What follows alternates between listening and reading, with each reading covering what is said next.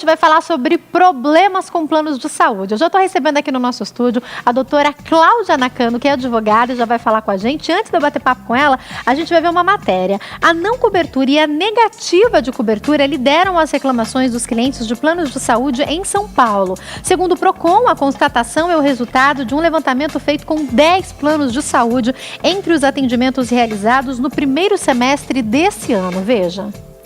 Segundo o Procon, a Qualicorp lidera o ranking, seguida do grupo Amil e Unimed. Juntos, os três representam 75% das reclamações. Atrás deles estão Sul América, Greenline, Bradesco, Somel, Santa Amália, Grupo Notre Dame, Prevente e Transmontano. A não cobertura e a negativa de cobertura, ou seja, quando a operadora diz não a um procedimento ou ao seu reembolso, são os principais problemas identificados, o que corresponde a 61% dos casos. Além disso, mais da metade, 55% dos casos, não são resolvidos. Outros problemas encontrados foram referentes à rescisão, substituição ou alteração de contrato, falta de previsão contratual, problemas assistenciais e de carteirinha. O índice de solução geral mais baixo verificado foi da operadora Santa Amália Saúde, que resolveu apenas 58% das reclamações. Já a Greenline, Sistema de Saúde, solucionou 93% das demandas registradas no Procon de São Paulo. Pois é, já estou com a doutora Cláudia Nakano aqui no nosso estúdio. Doutora, boa tarde. Boa tarde. Prazer recebê-la aqui, viu? Eu que agradeço. Doutora, são tantos os problemas com o plano de saúde. A primeira coisa que eu queria perguntar para a senhora, com relação ao que a senhora percebe dos clientes no dia a dia é, para N necessidades que as pessoas têm, o sistema público de saúde é suficiente ou as pessoas precisam recorrer ao privado mesmo? Sim, muitas vezes, né, há necessidade de recorrer a um plano de saúde. E nós percebemos também que as demandas contra planos de saúde têm aumentado por conta das negativas da não cobertura de determinados tratamentos. Então, principalmente como tratamentos de alto custo, oncológicos, onde nós temos negativas também de procedimentos cirúrgicos, exames, marcação de consulta. E é bom lembrar que nós temos a ANS, que é a Agência Nacional de Saúde Suplementar, que foi criada com a Lei 9961 de 2000 para regular, normatizar e fiscalizar o setor de saúde privada. Então, os planos de saúde, nós temos que entender que o consumidor está de um lado, os planos de saúde de outro, e a ANS ela está no meio. Ela tem que intermediar esta relação, sempre visando o interesse público.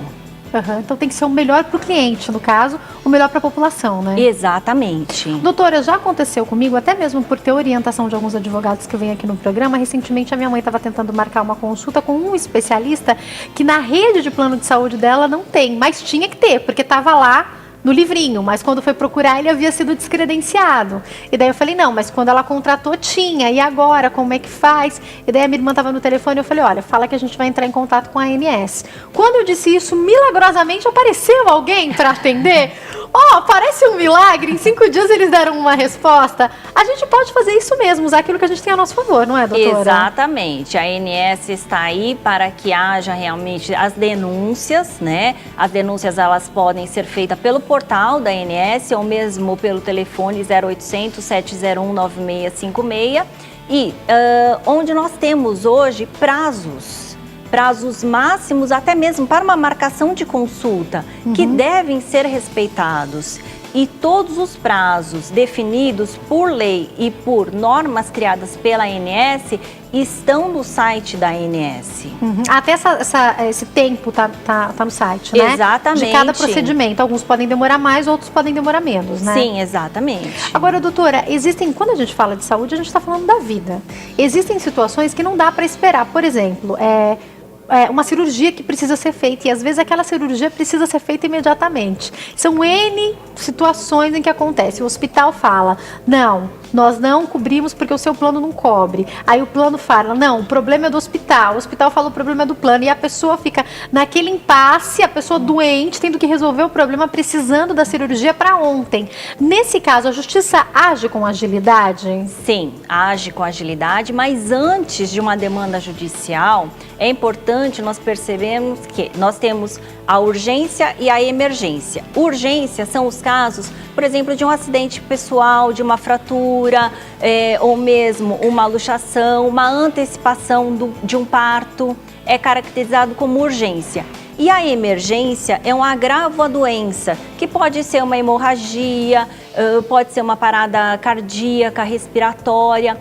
Ambos os procedimentos devem ser realizados imediatamente. É vedado a autorização prévia para estes procedimentos. Então, não pode haver negativa por parte ou do plano de saúde ou também, por exemplo, do local de um hospital ou de uma clínica. Então, não interessa quem vai pagar por isso naquele momento. O que interessa é que tem que acontecer o atendimento. Exatamente, porque caso contrário, é caracterizado um crime, omissão de socorro.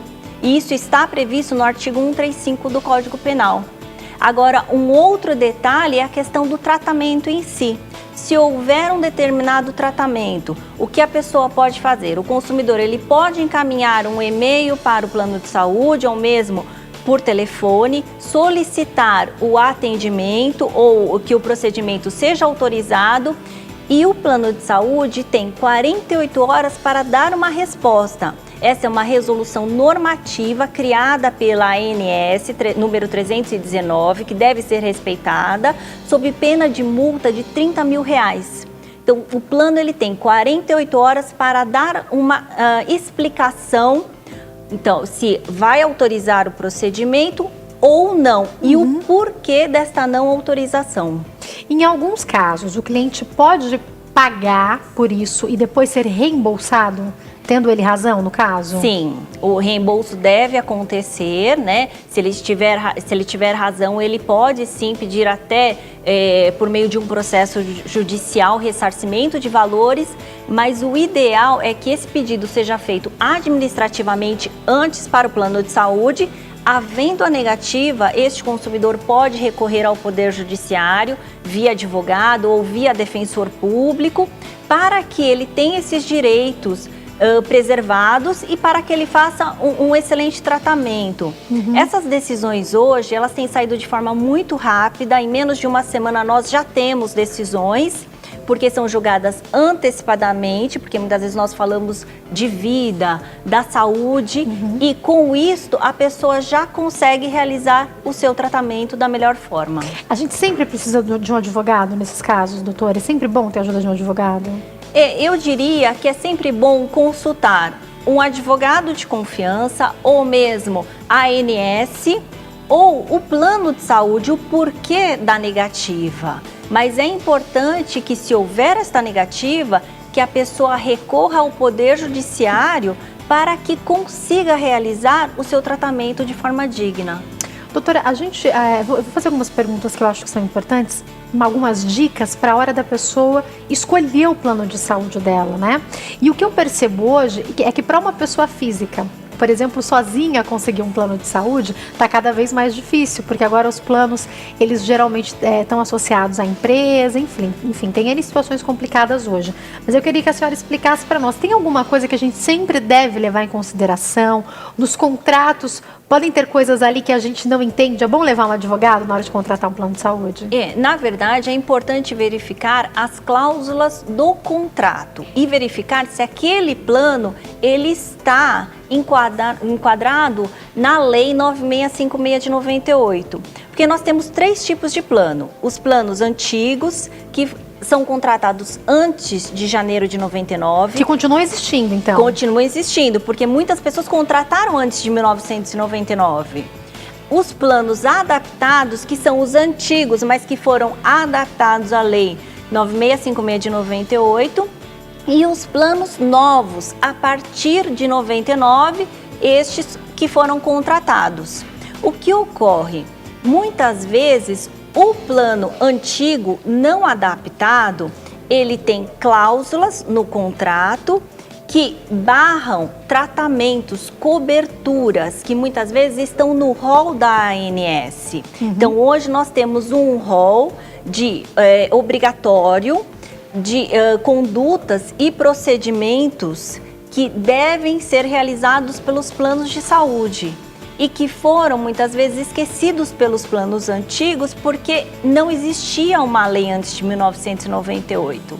Agora nós temos, a partir de 98, uma regulamentação do setor. Então ainda hoje é possível a gente contratar um plano com a lei antiga?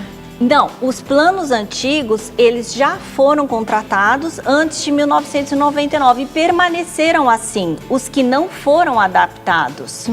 Agora, os planos que foram adaptados à Lei 9656 são aqueles onde a pessoa recebeu uma cartinha em sua residência, um formulário de adaptação, onde houve adequação para a lei nova. Então essa pessoa deve lembrar agora se recebeu a cartinha ou não, porque tem gente que fica muitos anos com o mesmo plano de saúde, né, doutora? Exatamente. E aí muitas vezes, ao solicitar um determinado tratamento, a negativa vem por conta desta não adaptação à Lei 9656 de 98. Mas, por exemplo, hoje tem a questão da portabilidade. Vamos imaginar uma pessoa que tem um plano de saúde, nessa lei antiga não teve essa adaptação e ela precisa fazer um procedimento que foi negado. Ela muda de plano, só que daí vai ter carência. O que ela faz? Ela não pode realizar um processo de portabilidade, por exemplo.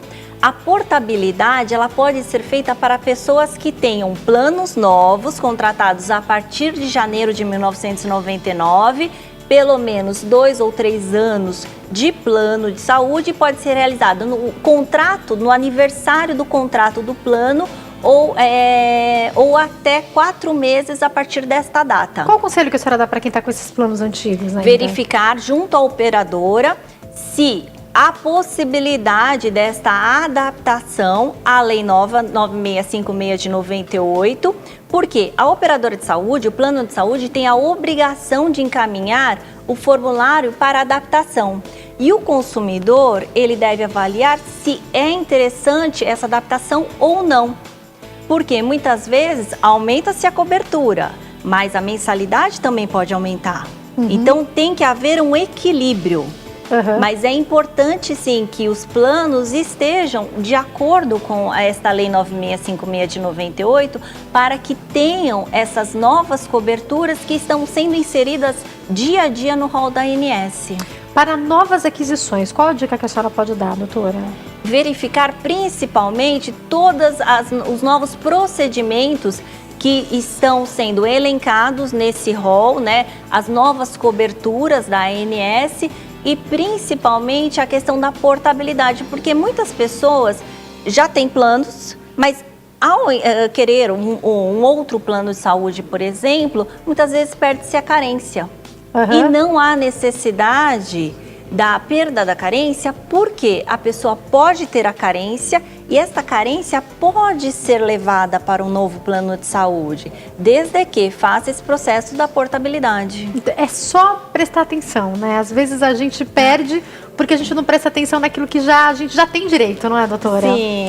Uma coisa importante que eu vi agora, a gente tem um ranking dos planos de saúde, já o Procon disponibiliza isso também, que tem mais críticas, que tem mais problemas, mais reclamações. É bom ficar atento a isso também na hora de contratar o seu plano, né? Exatamente, né? E alguns deles não são tão mais baratos não, né? Eu tava vendo ali alguns nomes, o valor nem sempre tem a ver com como esse plano vai se comportar quando você precisar dele, né? Sim, é importante verificar junto ao corretor, né, as características do plano, se será o titular com dependentes ou somente o dependente, se somente o titular, quantas pessoas, né, terão no plano de saúde, a questão da mensalidade, qual o valor que eu quero disponibilizar mês a mês, a questão da cobertura, se será território nacional ou regional, por exemplo. E também um fato muito importante é a questão das doenças e lesões pré-existentes. As pessoas devem verificar se existem, né, essas doenças ou lesões e na hora de preencher a declaração de saúde, muitas vezes é solicitado na contratação de um plano de saúde, preencher com informações reais e verdadeiras. Não minta, porque depois quem se prejudica é você, né? Exatamente. Não faça isso. E havendo esta omissão, o plano de saúde ele pode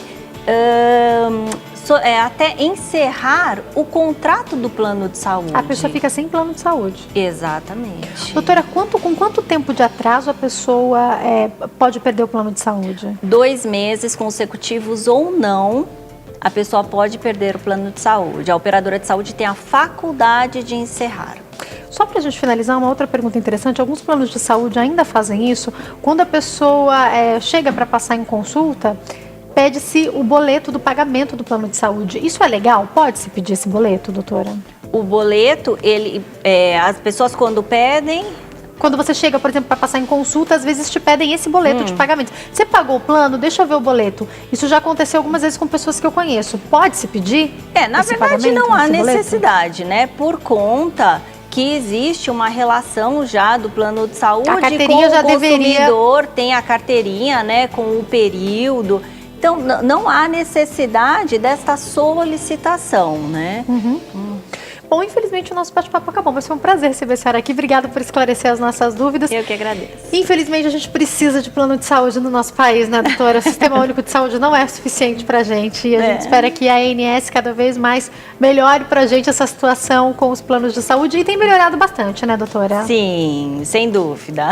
Prazer recebê-la aqui, viu? Foi um prazer, uma ótima tarde. Obrigada. Gente, eu vou